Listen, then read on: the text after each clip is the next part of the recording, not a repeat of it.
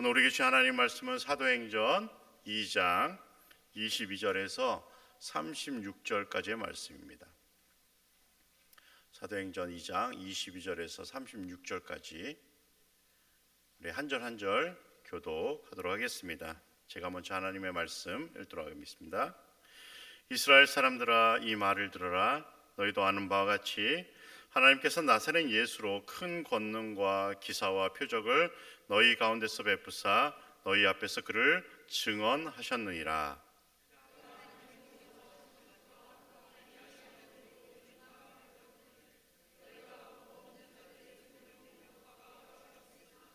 하나님께서 그를 사망의 고통에서 풀어 살리셨으니 이는 그가 사망에 매여 있을 수 없었음이라.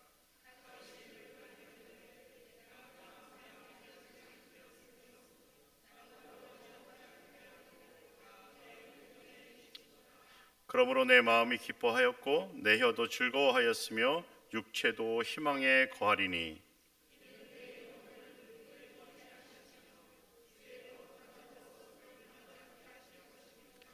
주께서 생명의 길을 내게 보이셨으니 주 앞에서 내게 기쁨이 충만하게 하시리로다 하였으므로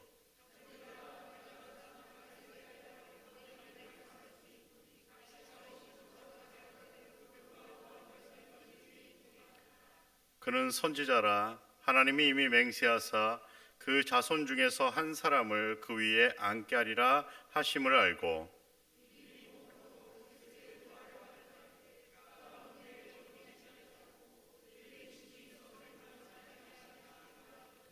이 예수를 하나님이 살리신지라. 우리가 다 이 일의 증인이로다.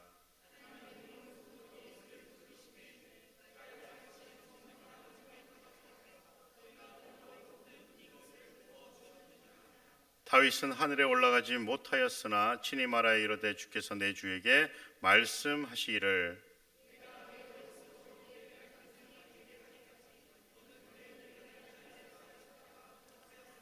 다 함께 읽겠습니다. 그런즉 이스라엘 온 집은 확실히 알지니 너희가 십자가에 못 박은 이 예수를 하나님이 주와 그리스도가 되게 하셨느니라 하니라.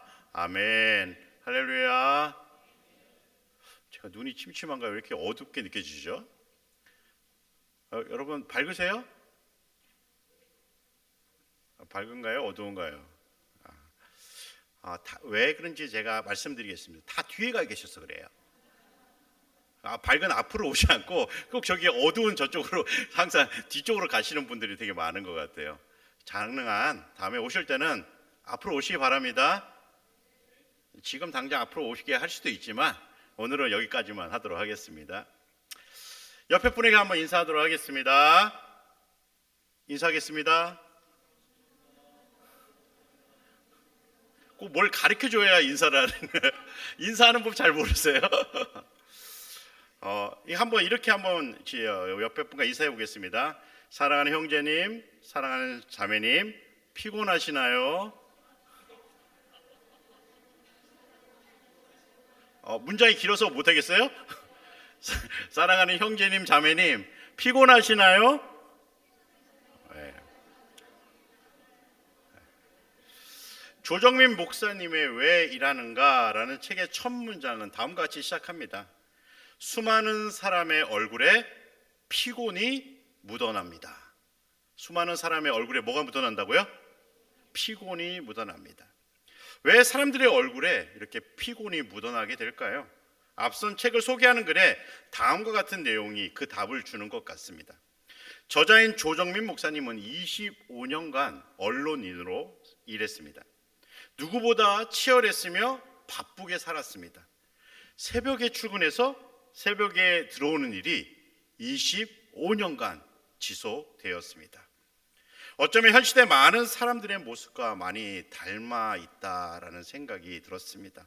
물론 모두가 조정민 목사님처럼 바쁘게 살지는 않더라도 다들 자신이 머무는 곳에서 열심히 일하며 바쁘게 살아가는 것 같습니다. 현 시대는 젊은 분만 바쁜 게 아닙니다. 연세가 드신 분도 얼마나 바쁜지 모릅니다. 어쩌면 이러한 우리의 삶이 우리의 얼굴에 피곤이 묻어나는 이유일지 모르겠습니다. 왜냐하면 사람들은 육체적으로 피곤하면 가장 먼저 얼굴에 변화가 나타나기 때문이죠. 그래서인지 사람들은 매주 주말을 기다리며 살아가는 것 같습니다. 특별히 금요일이 되면 일명 불금이라고 해서 많은 분이 불타는 금요일을 보내려 합니다. 제가 금요일 저녁에 차량 운행을 이렇게 하다 보면 술집 앞에 차들이 질비하게 서 있고 그곳에 사람들이 가득한 것을 제가 거의 매주 봅니다. 여러분은 그 이유가 무엇이라 생각하십니까? 생각이 없으시나요?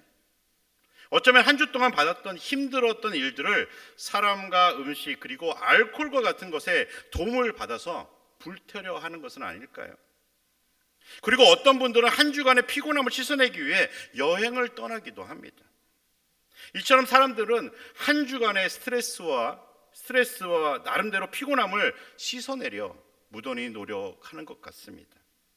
하지만 또다시 한 주가 시작되면 너무나도 안타깝게도 시작과 동시에 얼굴에 피곤이 고스란히 묻은 채로 또다시 한 주를 살아가게 된다는 사실입니다. 여러분은 어떻습니까? 다시 한번 옆에 분에게 물어보시기 바랍니다. 피곤하시나요?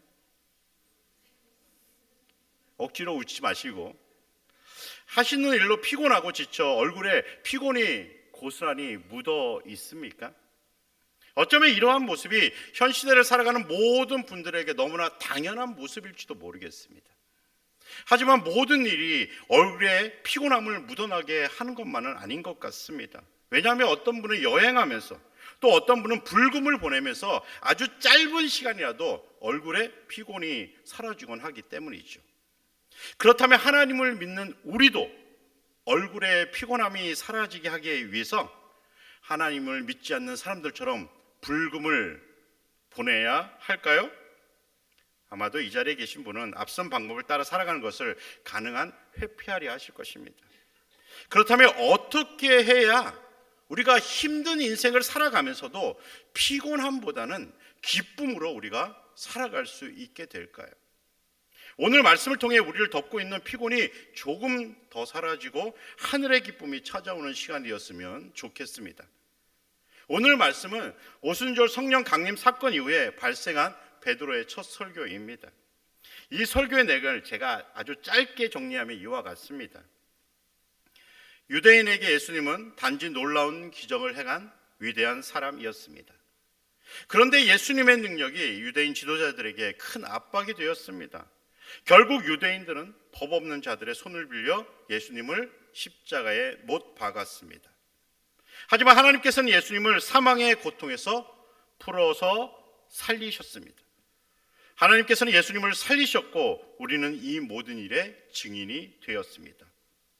하나님은 유대인들이 십자가에 못 박은 예수님을 주님과 그리스도가 되게 하셨습니다. 이 모든 일은 하나님의 철저한 계획이었습니다. 이 모든 일은 하나님의 열심이었습니다. 이 설교를 더 간단하게 사도 요한은 이와 같이 외칩니다.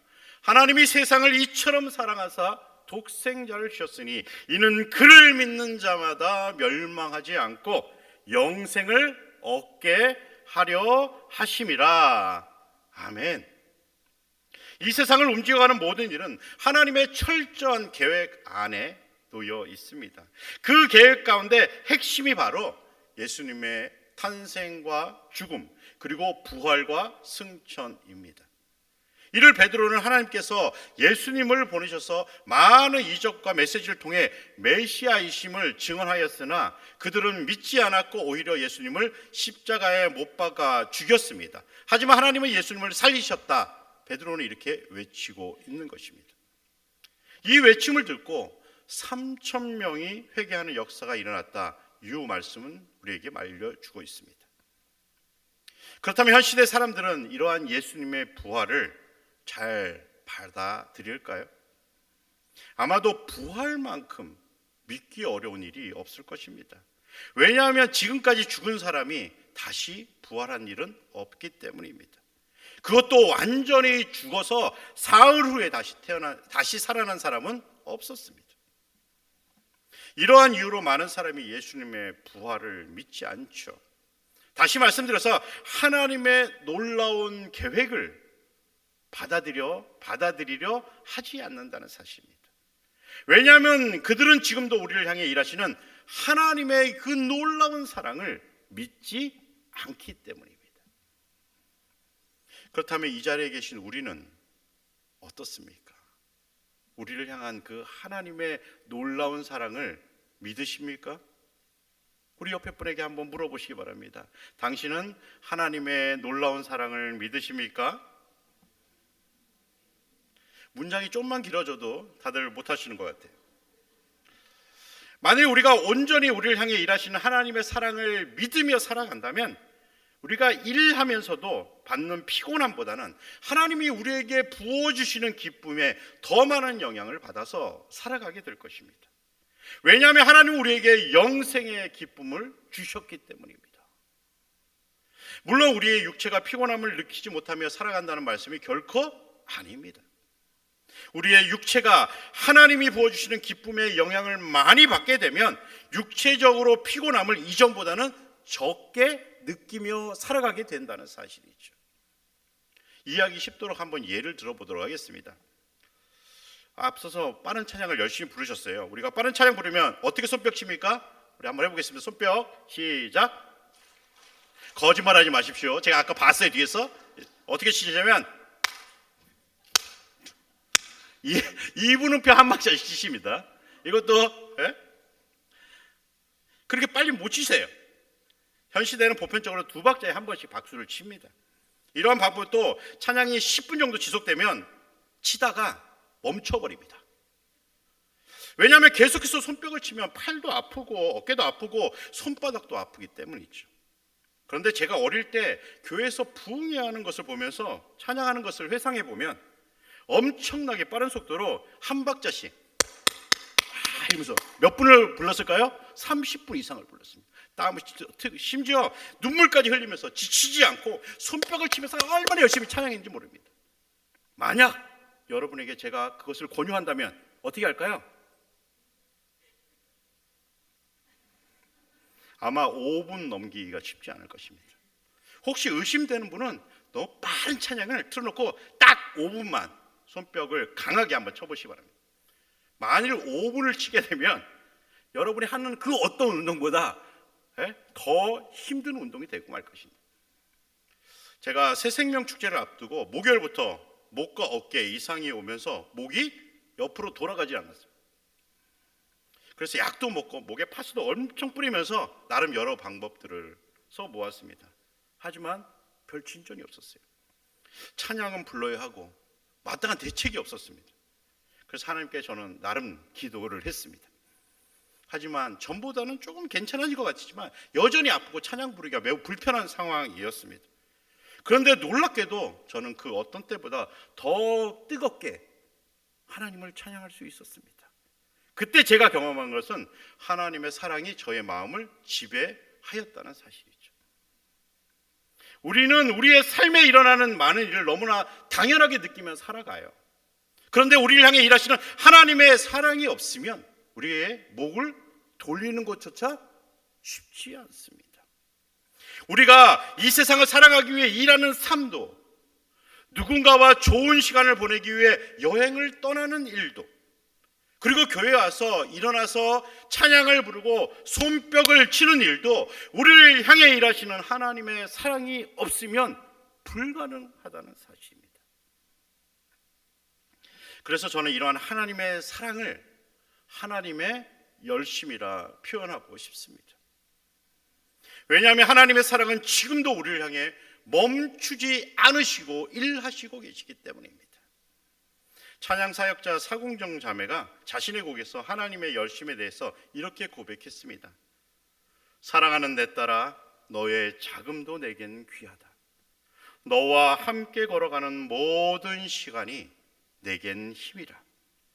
사랑하는 아들아, 내 연약함도 나에겐 큼이라.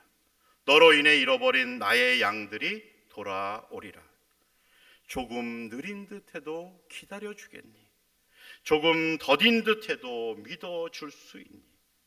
내가 가는 그 길 절대 헛되지 않으니 나와 함께 가자. 앞이 보이지 않아도 나아가 주겠니? 이해되지 않아도 살아내 주겠니?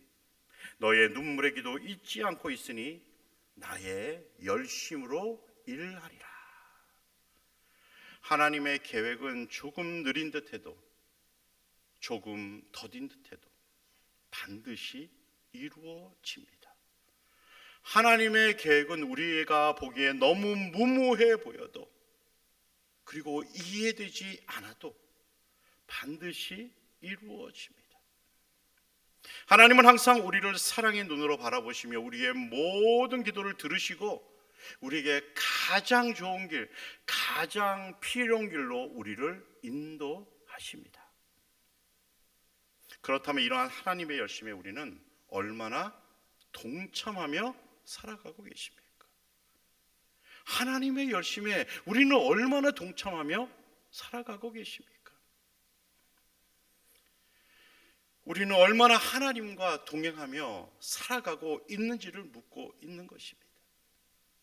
예배하는 일, 찬양하는 일, 기도하는 일, 봉사하는 일, 전도하는 일을 할 때 우리는 무엇보다 하나님의 열심에 동참해야만 합니다. 우리 스스로의 노력으로 일하게 되면 우리는 쉽게 피곤함을 느끼고 우리의 얼굴은 피곤과 수심으로 가득하게 될 것입니다.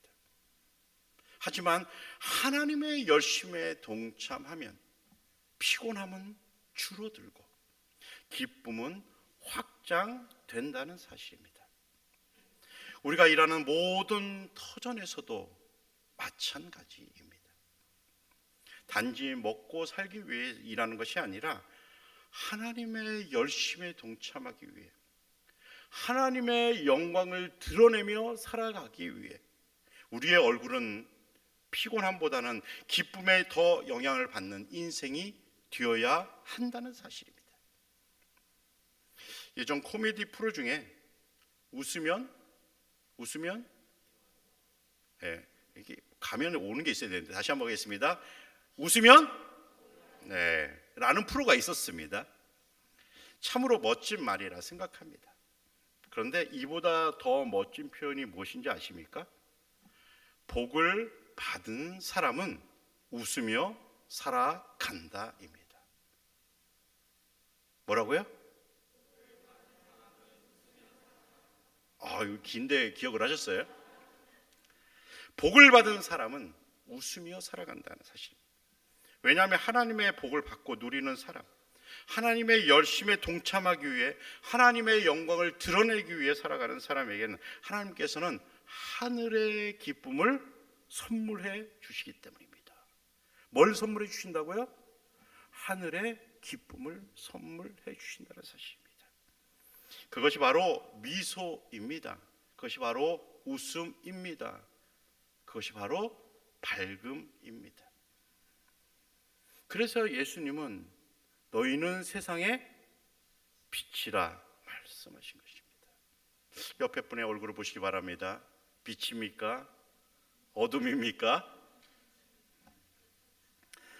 부활의 기쁨을 누리고 살아가는 사람은 무엇보다 미소의 사람, 웃음의 사람, 밝음의 사람, 빛의 사람이 되어야만 하는 것입니다. 사랑하는 성도 여러분, 하나님의 일하심은 단 한 번도 멈추지 않으셨어요. 우리가 잘 때에도 우리가 쉴 때에도 하나님은 멈추지 않으시고 일하십니다. 이를 이혁진 작곡가는 주가 일하시네 라고 표현한 겁니다. 그렇다면 우리 또한 하나님의 열심에 아름답게 기꺼이 동참하며 살아가야 하지 않을까요? 이 땅을 살아가는 일 결코 쉬운 일이 아닙니다. 왜냐하면 살아가는 삶 자체가 피곤함 그 자체이기 때문입니다. 하지만 우리는 우리의 힘만으로 살아가는 존재가 아닙니다. 우리는 반드시 하나님의 열심에 기반을 둔 삶을 살아가야 한다는 사실입니다. 이를 교회에서는 하나님의 도우심, 하나님의 은혜라고 표현하는 것입니다. 우리의 삶의 모든 자리에서 하나님의 열심, 하나님의 도우심, 하나님의 은혜를 기억하면서 하나님이 우리에게 폭포수같이 부어주시는 기쁨을 누리며 살아가시는 우리 골략교회 모든 성도님들 되시기를 주님의 이름으로 간절히 축원드립니다. 기도하시겠습니다.